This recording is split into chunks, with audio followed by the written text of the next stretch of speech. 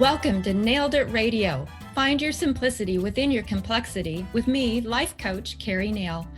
Are you a woman experiencing life transitions and who wants to be recognized for your whole potential? Join me and my co-host, Dr. Pat, as we discuss what it means to use your full power to be the best version of yourself. Imagine stepping into the energy of saying yes to yourself as we both have done. This hour is packed with tips and stories on what it means to become whole, to integrate into your true self, and reframe your story in any given situation. Stay with us on this journey of self-discovery, powerful solutions, and unpacking the nature of who we are and why. You've already nailed your first step to your best self by tuning into this show. Now, here are your hosts. Hey, everybody, welcome. Welcome to Nailed It Radio with me, Dr. Pat, and I get to really sit in on this show with the host of the show, Keri Nail. Look, one of the most important things that we've been talking about on the show is we've been talking about when we are looking at our lives that have now changed, what are the different aspects of it that we realize in today's world we're not talking about? What about post-pandemic parenting? Yes, post-pandemic parenting. What do I mean by that? Well, you're going to find out from Keri why it's important and why it may be different than anything you've done up until this point. Keri, this is one of these topics that if we don't talk about post-pandemic parenting, folks will not know that they're in a completely different realm, a realm they've never been in before. Mm-hmm. This is a great topic. Yes. Thank you. Thank you. And good morning. So our topic is post-pandemic parenting. What is it? And how can understanding your personality preferences help you navigate through this time as kids are going back to school and navigate this more effectively? So when you asked me to do this topic, you had seen that I had done a positive parenting workshop based on the Myers-Briggs type indicator. And you said, could you do this, for now, for what's going on right now? And I was very excited to do it because, as you know, I'm very passionate about helping people understand who they are at their core through the Myers-Briggs type indicator. Because I've been doing this for 20 years. I got first certified when my son was 4 months old. And I got exposed to some parenting books on Myers-Briggs because I just learned about it. You do it in a business setting, corporate America. And I read the book Nurture by Nature by Paul and Barbara Teeger. And it all made sense. And I was thinking, well, if managers, at work are needing to manage their employees based on their personality preferences, why wouldn't parents parent their children based on their personality preferences? And so, I just, I was just excited to do this. And so, it also, when you asked me to do this, it also builds on the previous shows we've done on coping with stress and how to communicate more effectively using the Myers-Briggs information. Because as a parent, especially if our personalities are different than our children's, we need to know who we are first and how we deal with stress, how to cope with stress based on ourselves, and how to communicate more effectively, especially with people who are different than us. And a lot of times our children are different than us. And so I want to step through all those scenarios, those preferences, and talk about, because also when we were talking about doing this show, you had given me some links to look at, and I moved forward with that. And I just came across all this wonderful information. So for instance, like ABC 7 News talked about how the pandemic's been so hard for everyone. And for parents, there's an extra layer of caring for our kids during this tumultuous time. They felt a lot of decision exhaustion while dealing with work, home, and getting their kids back to school, everything in between. Um, parentmap.com talked about how to practice kindness, compassion, and patience as we return to the new normal. And Palo Alto University did a webinar on YouTube about the mental health Yeah. of parents and children. Yeah. And then on the bright side, Washington Post on parenting, they said they heard a common theme that even in the worst circumstances, parents were finding something to worth celebrate, to keep, to hold on to, and that was a slower pace of life.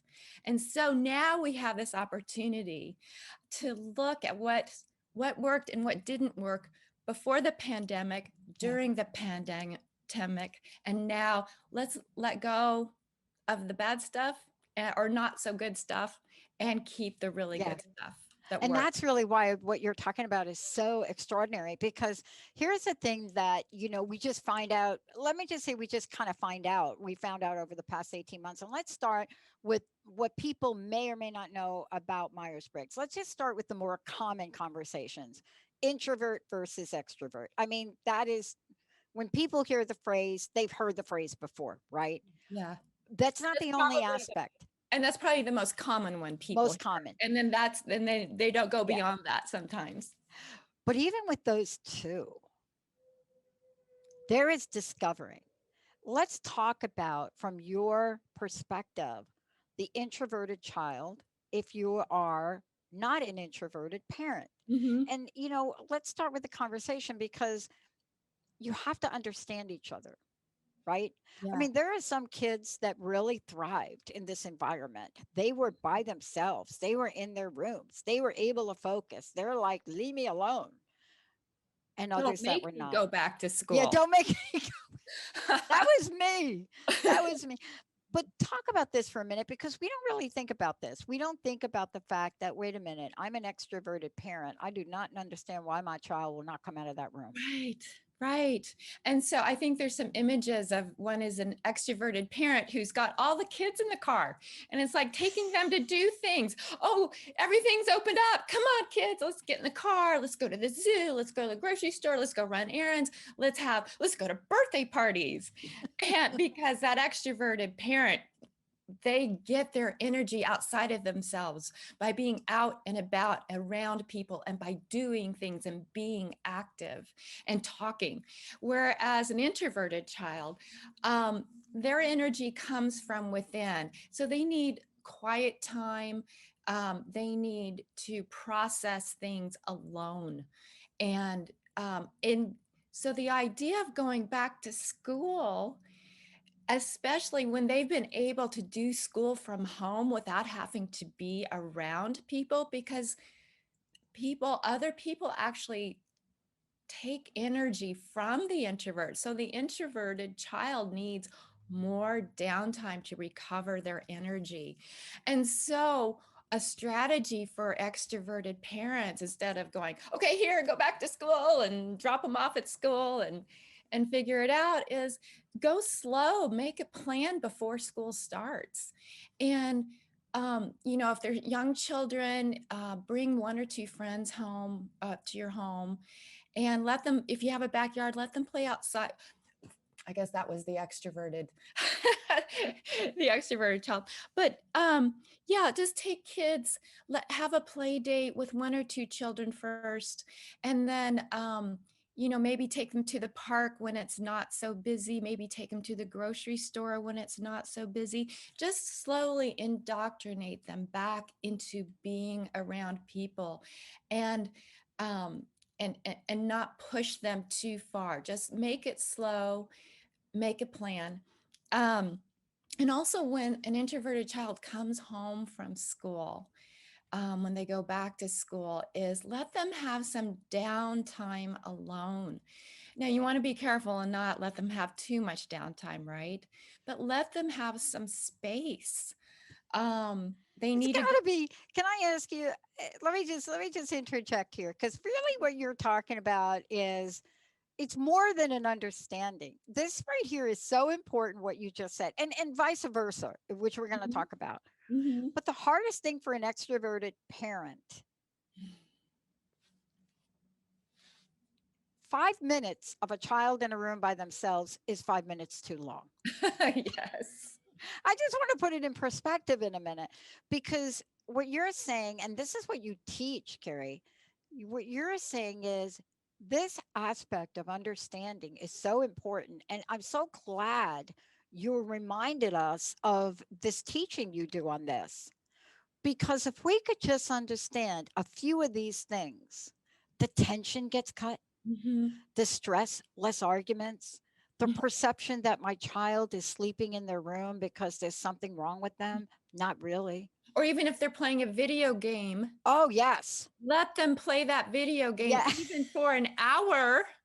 Yes. Oh my gosh. But that's what they need to do to recover. And then it's time to start on their homework or engage at home. Yeah. I want to ask you, and I know we're going to touch on a number of things today that are really important for people to understand. And, the recognition in not just the people you've studied, but the work that you've done is here we are. How do you parent an introverted child? We talked about that, right? Mhm. But there's also the other side of it, which we're going to talk about. How do you parent an extroverted child if you're an introverted parent?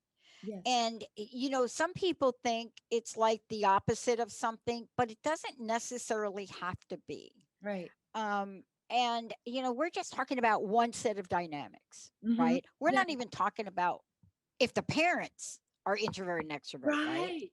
Right. Right. Yeah. So So go ahead.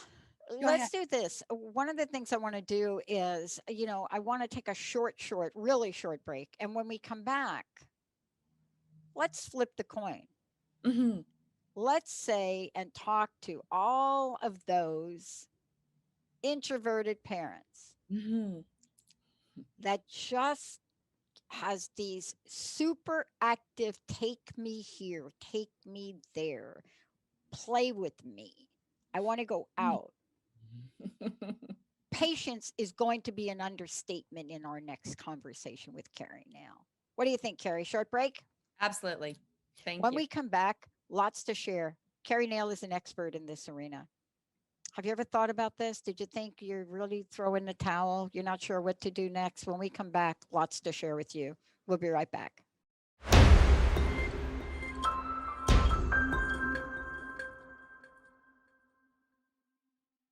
Hey, everybody, welcome back. Post pandemic parenting. Keri Nail is an expert in this arena as well as understanding this arena from the perspective of personalities. Look, before we get going here, how do people find out more about you? How do they find out about this particular mentoring and teaching you do, Keri? Oh, thank you. Well, you can contact me at kerinail.com, or you can go to my website, kerinail.com. That's KERINAIL.com. And I start with my clients where they're at, and we look at their situations, and I help them move forward by asking them questions so that they can come up with their own answers. I love this aspect of this work to help us understand. And I'm just going to start with this little ditty and then really take it away. For a really long time in the workplace, I didn't understand my type. And I would come into work really early, but I would shut my door. Mm-hmm. And the perception of that to my team was unapproachable, dot, dot, dot, not available. Because I happened to work with a team of 4 people, all of them were extroverts. Found out later. And when I got the feedback, I simply opened my door. Mm-hmm. It changed everything. Yes. This is an oversimplification, but I'm talking about it because we're getting ready to talk about, what happens, right? When we're talking about an introverted parent and Mm-hmm. an extroverted child. And I'm not implying that my employees were children, but I am implying that the dynamic perhaps may be the same. Oh, absolutely. And it wasn't oversimplified what you said. It was actually that's just it. It's simple things like that that can help um, understanding each other's energy. And so, if you are an introverted parent, your energy comes from within, and you still need quiet time. And if you have extroverted kids, some strategies, what you can do is, um, is have children come, if they're small children, have them come over to your home. If you have them over to your home, if you have a backyard, let them go play in the backyard, where you can be inside where it's quiet and you can observe them, or take them to a park where it's safe, and again, you can sit and observe and watch them and let them, scream and yell. I think there's a picture of a little girl kicking a ball, and of an introverted parent who's sitting there writing quietly about their children. And so, and the other thing too is, it doesn't always have to be on you. If you have a group of families that you trust, make a plan with them to let all the kids come to their place too, and hang out and play. And if they're teenagers, hang out and be loud and everything, so that you also give yourself a break from all the energy. And when you are with the extroverted kids, um, make sure you give yourself plenty of downtime afterwards to recover from all of that extroverted energy. There's so many layers of this and so many places for hurt feelings. Let me just say it like that. Mhm. Um, what do I mean by that? Uh, on both sides, whether you are an extroverted parent and an introverted child, or an introverted parent and an extroverted child, let's just talk about that. You know, it's hard to explain to someone that loves to be out in the world that you don't want to, and it's not personal. What do I mean by that, Keri? Right? It's, I just don't have the energy to do it. I just don't, I don't have that. I just, and when you're a child, you don't know how to say, Mom, I just don't have the energy. You know what I'm saying? Mhm. You just don't know the words to say. But I think that, when you're working with parents and we're looking at how to learn language, how to communicate around this, then there is a beautiful corrective action that can be taken. Yes. Yes. But don't you find a lot of times, and please talk to this, introverted children get categorized in these boxes of dot, dot, dot, dot. Extroverted children also get categorized and misdiagnosed. Mhm. Can you talk about how we gain a better understanding, especially if you are, you're that introverted mom and you have an extroverted child and you just don't understand why they just don't want to take a nap. They're 21. Why don't you want to take a nap? Right, right. Well, yeah, and that's just it. Just understanding that energy, that your child's energy is different than yours, whether you're an extroverted parent, an introverted child, or vice versa. Um, Two examples. I just was with a good friend of mine last night who's an extroverted parent with an introverted 19-year-old, and she took her to Belgium, and my friend was up at the crack of dawn, and she used to like rouse her daughter out of bed and go, let's go sightsee, let's go have breakfast. And so we had just talked about the differences. And when she took her over to Belgium, she's like, I'm just going to let her sleep until noon while I, the extroverted parent, go out and get my breakfast and do some sightseeing on my own. Then when I come back, my introverted child will have had all the downtime they've needed and are ready to go out and about when that child is ready, because they just don't have the energy to do what the extroverted parent does. And then my sister-in-law was over the other night. She's an introverted parent with an extroverted child, and she would always have the kids over to her house. And I said, well, did you ever, ask other families to host the kids, the extroverted kids? And she goes, no, I never thought about that. She goes, I just always did it and then always felt exhausted when they left. And so, and she's like, gosh, and that's the other thing too. A lot of times moms end up being, it kind of taking on a martyr.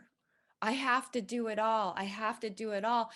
And they don't know how to ask for help because they don't know what help to ask for. They don't know that their energy's low. They just think that they're getting grumpy after all these kids have been over. And if they could just realize, wow, I need some downtime afterwards, who can I ask to help me?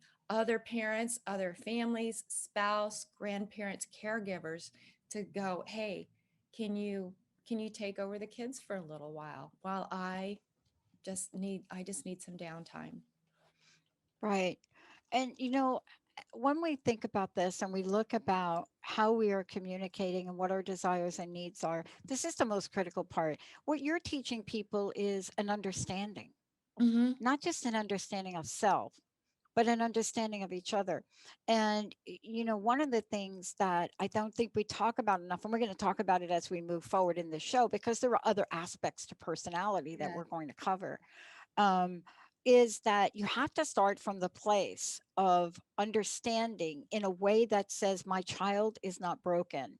Yeah. I'm not broken. And a lot of times, what happens is if you don't understand the personality types, right, Keri, we Yes. go to a place is something's wrong. And yet, maybe nothing wrong. Don't you feel this is one of the greatest misconceptions of that we have when we don't understand personalities? Yes, because we've been taught, we probably, especially my generation, we were taught by our parents, one way fits all, everybody. One way of parenting. You parent everybody the same way. And then that's where you see issues like with ADHD, and that is a real thing. But if a child were recognized that he's more open-ended, more big picture, and structure is challenging for them, whereas a more structured parent isn't, just knowing those things can help not try to fix your child. Now, if sometimes those methods are needed, but if you have an understanding at the core level of your child about why they're doing that, you may be able to put in some natural strategies without having to go to medication or whatever like that. um Yeah. And what we're saying is too that, it might not be one or the other. One is not mutually exclusive. Right. But if we can understand that maybe a part of it is that you're working with a child that is a little bit different than you, their Yeah. energy comes from different places. Yeah. Mom, you may need to go in the bedroom for an hour and turn on Oprah. Yeah. Okay, that's all right. As your child is banging on your door, Mommy, can we go get ice cream or something, right? Yep. And Yep. Go ahead. go ahead, Keri, because And I I have an think if example. go ahead, do it. Go ahead. I just ran into a mom in my building, and she's like, because we've had this conversation. She goes, "Guess what I did tonight?" I said, "What?" She goes, "I made dinner and I set it on the table for my husband and son, and I went to bed." I said, "You guys know what to do with this. I'm going to bed." And she goes, "That didn't mean I didn't." She goes, "That doesn't mean I went to sleep." Mhm. She goes, "That's exactly what I did. I turned on my favorite show, or I journaled, or I just let myself be and let them have their energy and said, okay, you know, it's time for me. I got to go into my bed now." Yeah. I want to take a short break. When we come back, as I said before, there's something here that is even deeper than this. And we started at what we call the most common elements of understanding and personality. Mhm. But, you know, it does get a little bit more interesting as we now start to move down to what are some of the other characteristics of Yeah. personality. Yes. What are some of the ones that when you put them in combination, for example, an introvert that's intuitive, Mhm.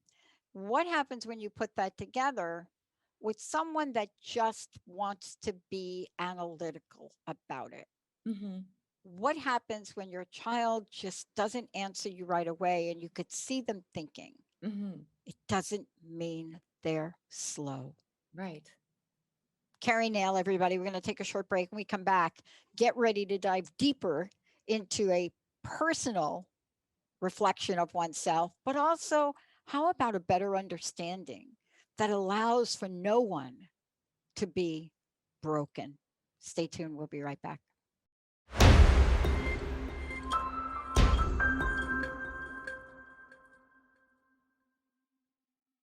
Hey, everybody, welcome back. What a great show today, post pandemic parenting. But we're doing it from a different lens.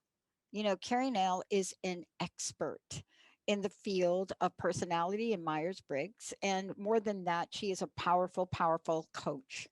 You know, part of what we've been talking about in this series is how do we find this level of simplicity within your complexity? And sometimes I do not think it gets more complex than the relationships we have between parents and children. And we see that as complex. Children see it as complex. Yet at the same time, there's a simplicity in what we want, how we want it, and when we want it. It just doesn't mean that we're on the same page with that. Keri, the best place for people to find out more about you is your website, right? Yes, it's kerinail.com, KERINAIL.com. And you can contact me at Keri@kerinail.com. But it's all there on my website. And I'm happy to communicate with you directly. So yes, please contact me either way. I love now what we're talking about. You know, let's roll into, let's move beyond Mhm. intuitive or introvert, extrovert. Let's start to talk about, what happens when you start to add some of these other structures. Mhm. And we're going to take a look at all of these now in the remainder of the show. What happens when, let's say you're a feeling child and you have a thinking parent? Mhm. Let's say that that's you. Or let's say perhaps that you are you're a parent and you have an intuitive child. So, Keri, you're going to walk us through each of these right now because there's a certain way that we could learn about this where there's no one is broken, not the parent, not the child. This is Yes. just understand. So, walk us through these.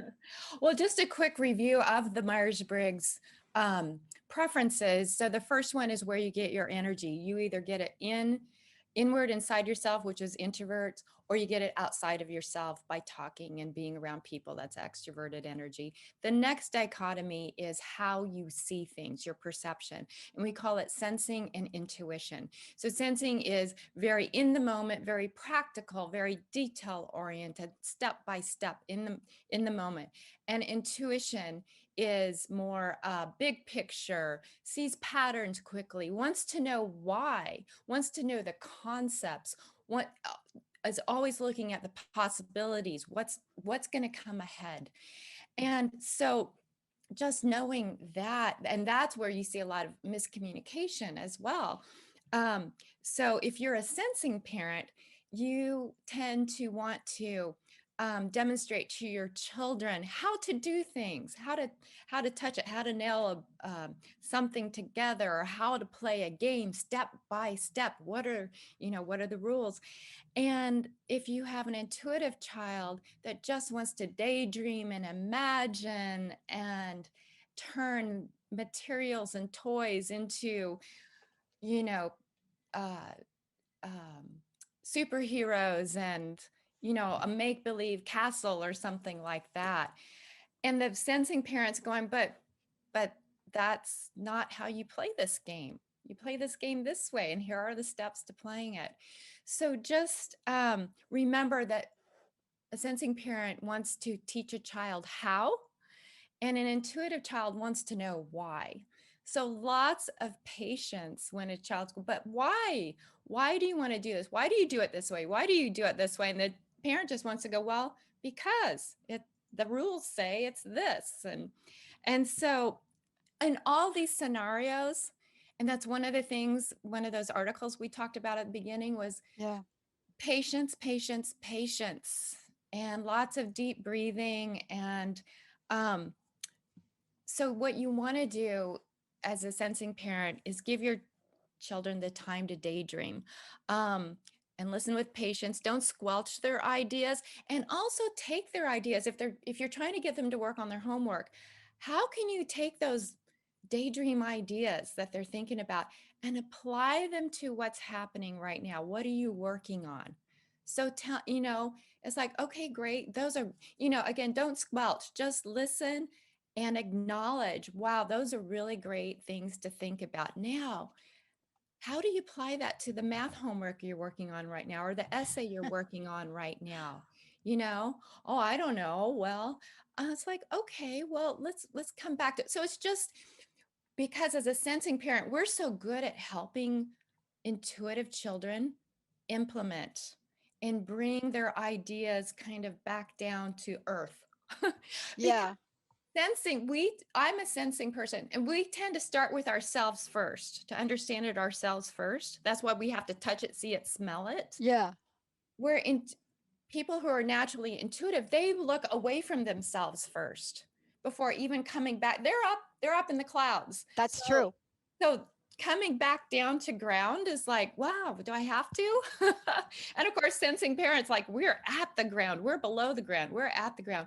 So just knowing that and just go, let the child go. I mean, yeah, I have this conversation with all the intuitive people I know all the time. It's like, just let me dream a little bit Mm. instead I of, do it all the time. And Mhm, I think you've seen me do it where I'll get asked a question and I'll do something like this, mhm, and I have to tell you that if people don't know you, they think you're either ignoring them. mhm. And I've learned to say, just give me a minute. But even when I say that, it breaks up my, what am I trying to Your say? train of thought. I so naturally just look away because what's going on in my brain, Mhm. right? But if people understood this about each other, people wouldn't think, wow, she just blew me off right there. No, Right. I'm just trying to wrap my mind around it, literally. And Especially if it's you're an yeah, introverted, intuitive person, which you are. So you're gonna go. You are gonna. You need a minute of not talking to actually think about what's happening right then and there. it Yeah. happened at lunch the other day with Jessica and Linda. But what the point is of this, and let's continue along this Mhm. line with you. The point is, we're not broken. We just Right. don't understand each other. Yeah. This is just a way to understand each other in very simple terms. Energy and perception so far. And so then if you're an intuitive parent parenting a sensing child, um, give them, if especially if they're working on homework, give them a framework or a starting point. So intuitives like to start with a blank slate because of all the possibilities and creativity. They love starting with a blank slate. Don't give me anything, I want to create it and figure it out. But a sensing child, they need a starting point. A blank piece of paper just fills a sensing child with anxiety. And so give them a starting point or a framework. And if they're stuck, try not to be a helicopter parent and figure it out for them. Reassure them versus rescuing them. And just say, if I can't help you, if you get stuck, what can you do? Can you ask the teacher? Oh, I don't want to ask the teacher. Well, why not? I'm afraid she'll get mad at me. Well, why would she get mad at you? And then you start going into helping them figure things out for themselves without doing it for them, which is what a sensing parent wants to do. You Right. want to give them step by step. So then you're at the point of listening to them and helping them cope with how to handle that. And one of the things, and the other thing too, as a sensing child, help them breathe, help them, because what happens, they're in the moment and it's from their point of view first. And so you're, as an intuitive parent, that there's possibilities. You know, you they I don't think the anxiety level is as high with an intuitive parent because They know that there's something beyond in the moment, but a sensing child is like, but I have to do this now. I have to get this done. And if I don't get it done, my teacher's going to get mad at me. Well, let's just calm down. Let's do some deep breathing together. And you know what? I have seen from my younger nieces and nephews who are in their 30s, with their young children now, teaching their children how to do deep breathing. Hmm. And so just knowing that you can help them with that. Yeah. Isn't this for so many people? We're talking about understanding, but also changing some things of who we are. And I just want to make sure that folks know that, because if we have the first part, which is awareness, then if we had some tips and tools, Mhm. we're really relieving a lot of stress in the relationship between parents and children. Yeah. Yeah. That's exactly. It's first understanding yourself, then understanding your children's personalities and if they're different than ours. Now, there's some coping strategies that you can do Mm. to help both yourself and your child. Because remember, you have to put your oxygen mask on first Yeah. before you put it on your child. Yeah. I mean, as we take a look at these and we move down, there's a lot of language here that people, when they hear it, they really, first of all, especially in Myers Briggs, is a huge misconception. But it's really important to understand other dynamics. We're talking about, the judging parent, the perceiving child, and vice versa. And let's start to put a few more of these together, and some of the examples you have, and also tips for people, are just beautiful. I mean, if you have a child that just does not have enough information to understand about going back to school, the answer is not going to be for them just go back. Hmm. They may want to know, well, what are the guidelines? Do we Yeah. have guidelines? Yes. What's it going to look like? Can you tell me what it's going to look like? Hmm. How can you reassure me? But there are other aspects of this too that might be the reverse of things. Um,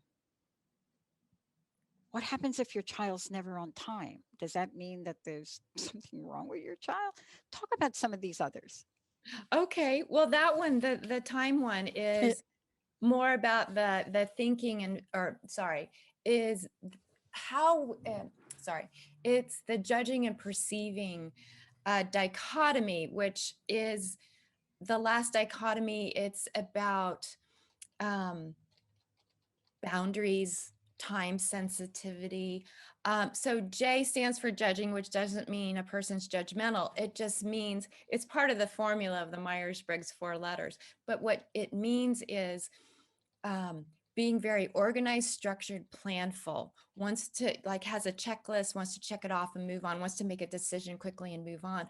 Where the other end of that is perceiving. That's the opposite. And that means open-ended, spontaneous, boundaryless, last minute, wants to look at all options before making a decision. So um, as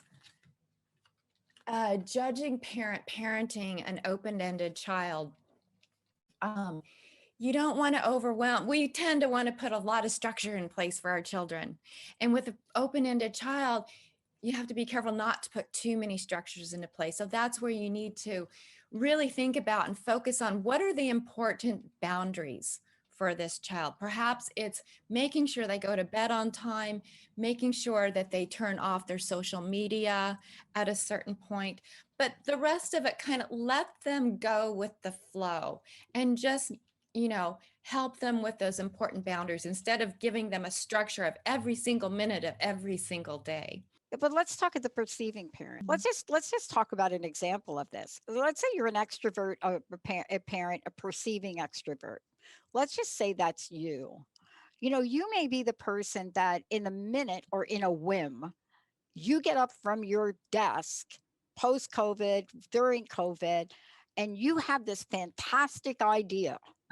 And you just like, hey, everybody, I got this fantastic idea.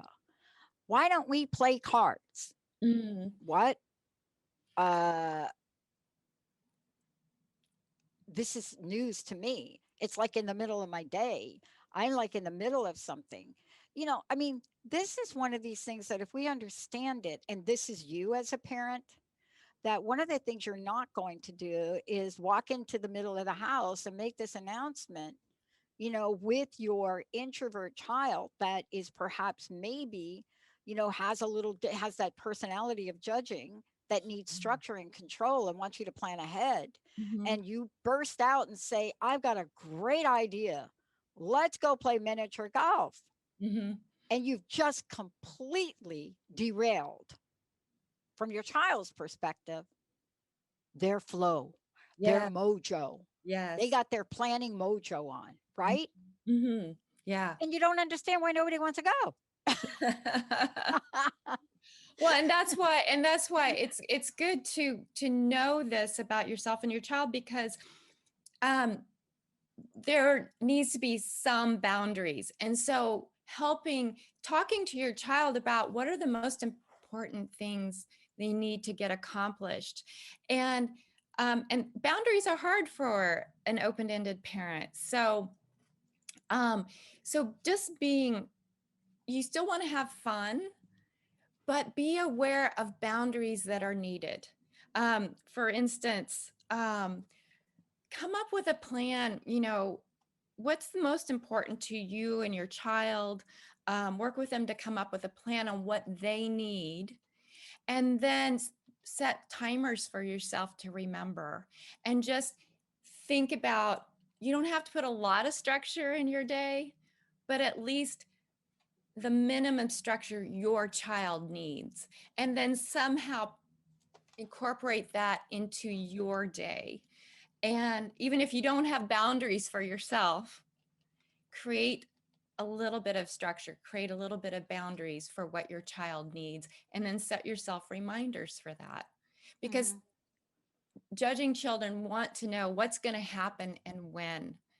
I just had my adult son out here for a while, and it was at lunch, or in the mornings before he left for work. He'd be like, "What are we having for dinner? What are we doing for dinner? Are we going out? Are we staying in?" I'm like, well, and I'm a judging parent.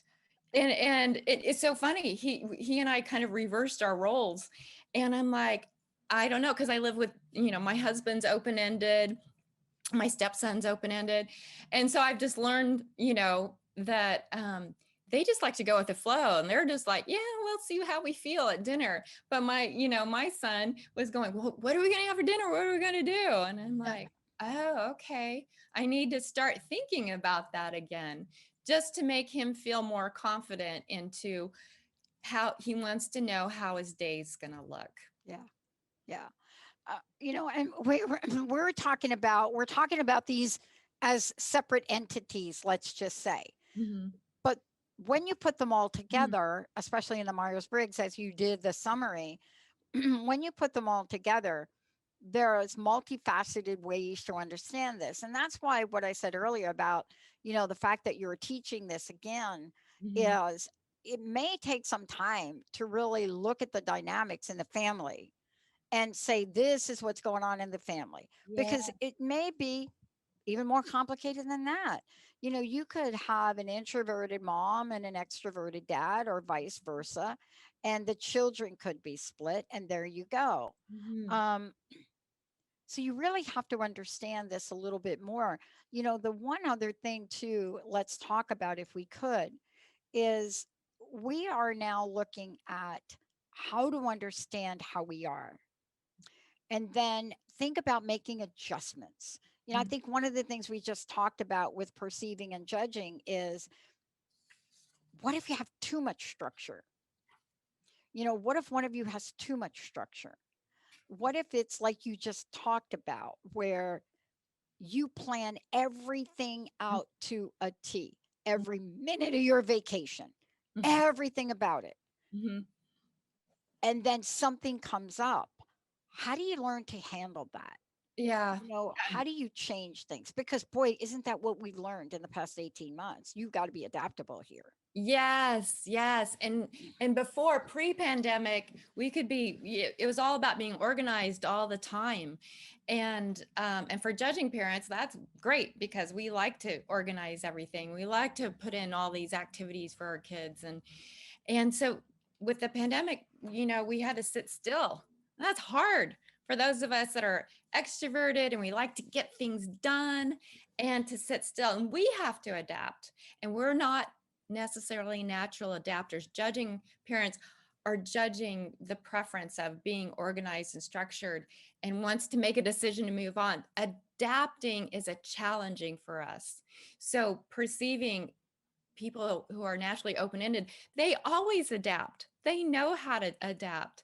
And so things you can think about as a judging parent is build time into your calendar. That's what I've done. I've had to learn to, because I draw like a ladder, and I'm like checklist, check it off, and yay. And then there's no time to be spontaneous. There's no time to deal with emergencies. And so I just build the sides of my ladder and I put like 3 rungs in it. And those are and I don't write anything on my calendar except for those 3 things. And if I get other things accomplished between those 3, great. But I've also left myself space to let my child come in and go and have that opportunity. If they at the last minute they want to come and talk to me about something, I don't want to blow them off. I want to be there. I want to be present and listen to them. And you can also help your children instead of you being the one organizing their time. You can help them by, oh, you know what? There's a bus that goes to school. I don't have to drive you every day. I don't have to yell at you every day. You're going to be late. Come on, we got to go. Oh, there's a bus. And you have an alarm. I think I'm going to let you get up and maybe even fix yourself breakfast. And oh, maybe even get yourself to the bus. And after a couple times of being late, they'll know what they need to do. Um, and yeah, so there are just simple things like that. Yeah. Yeah. And they're simple and they're learning. And what they do is they allow for people to just be people. And what I mean by that is, I can't say this enough. So often when we run into these personality differences, especially if it's a reoccurring thing, you know, I had 2 experiences in my corporate world. One was the knowing of, oh, I don't shut my door because I don't like you, or, Mhm. but you think I shut my door because I don't want anything to do with you. I shut my door because I'm focused. And that's just for me. I'm in my little cave. I'm in my little manager cave in Yeah. here. Yeah. But I learned through that feedback that people that come in walk by the door, and my team wanted to say good morning. Some of them wanted to stop by the door. And yeah, I mean, so it literally, that one thing, Carrie, and this is my point, and really, let's bring this home on Mhm. this point. That one bit of feedback from me, what a difference it made, Mhm.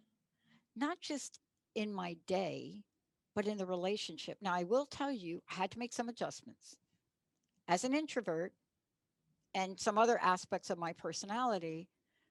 When I opened that door, and now I have 4 different people walking by.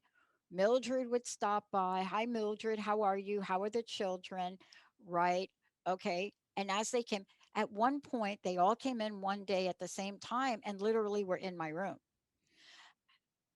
It was so important to do it, but I had to make an adjustment on the other end. Yes, exactly. So just understanding that and and and that's where the miscommunication or misunderstanding comes in. It's like, well, now look what happened. I opened my door and all these people are in here and they're taking all my energy, what little energy I have.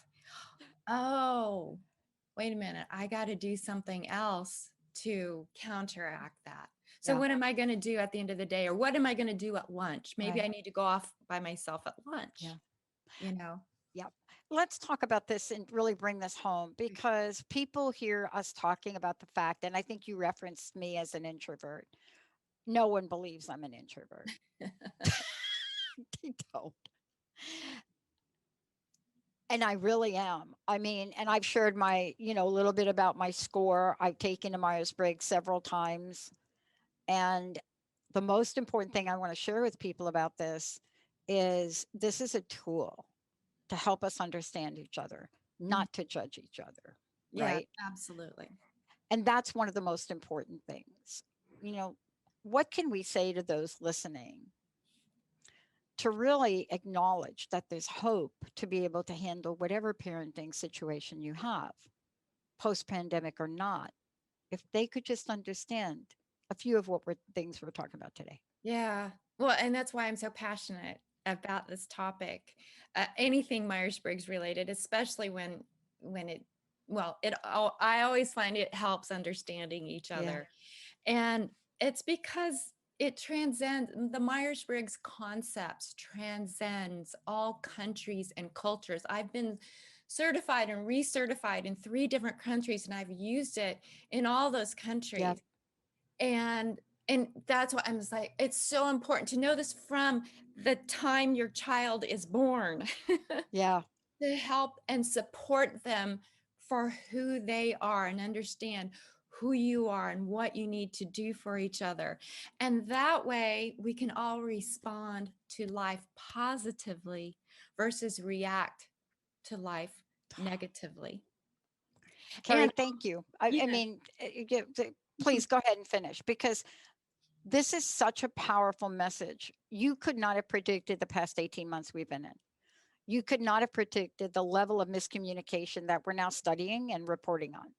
Mhm. And I can't say enough to people that are listening, before you start judging, call Keri.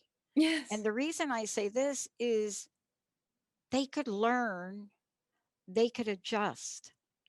And if there's a way to save relationships just by this, isn't it worth it?